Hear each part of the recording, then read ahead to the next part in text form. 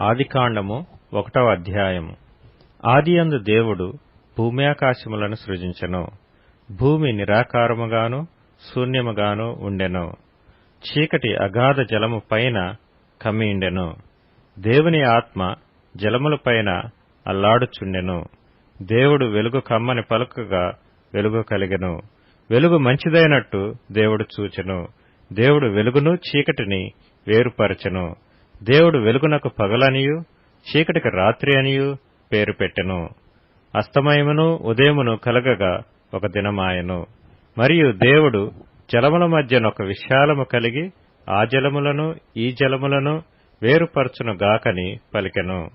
దేవుడు ఆ విశాలము చేసి విశాలము క్రింద జలములను విశాలము మీది జలములను వేరుపరపగా ఆ ప్రకారమాయెను.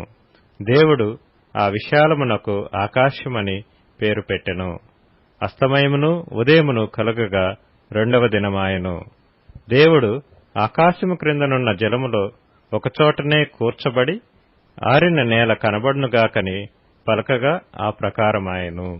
దేవుడు ఆరిన నేలకు భూమి అని పేరు పెట్టెను. జలరాశికి ఆయన సముద్రములని పేరు పెట్టెను. అది మంచిదని దేవుడు చూచెను.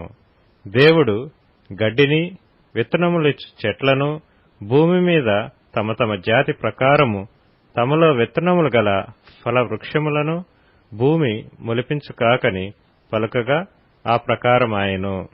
భూమి గడ్డిని తమ తమ జాతి ప్రకారము విత్తనములిచ్చు చెట్లను తమ తమ జాతి ప్రకారము తమలో విత్తనములు గల ఫల వృక్షములను మొలిపింపగా అది మంచిదని దేవుడు చూచెను.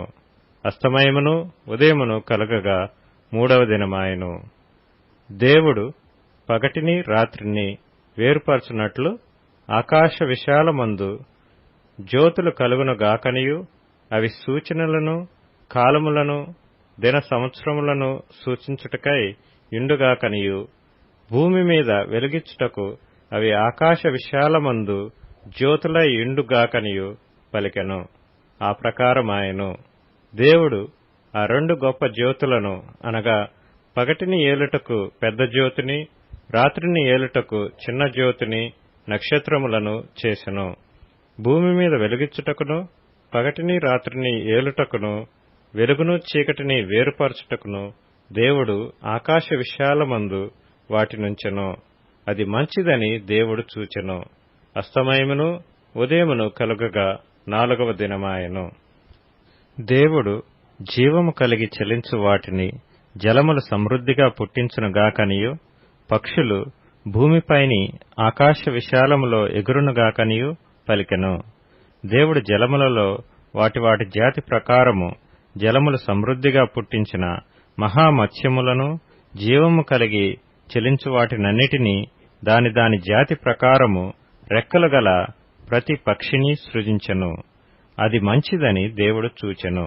దేవుడు మీరు ఫలించి అభివృద్ధి పొంది సముద్ర జలములలో నిండియుండుడనియు పక్షులు భూమి మీద విస్తరించునుగాకనియు వాటిని ఆశీర్వదించెను. అస్తమయమును ఉదయమును కలుగగా 5వ దినమాయెను. దేవుడు వాటి వాటి జాతి ప్రకారము జీవము గల వాటిని అనగా వాటి వాటి జాతి ప్రకారము పశువులను పురుగులను అడవి జంతువులను భూమి పుట్టించునుగాకని పలికెను. ఆ ప్రకారమాయెను. దేవుడు ఆయా జాతుల ప్రకారము అడవి జంతువులను ఆయా జాతుల ప్రకారము పశువులను ఆయా జాతుల ప్రకారము నేలను ప్రాకు ప్రతి పురుగును చేసెను.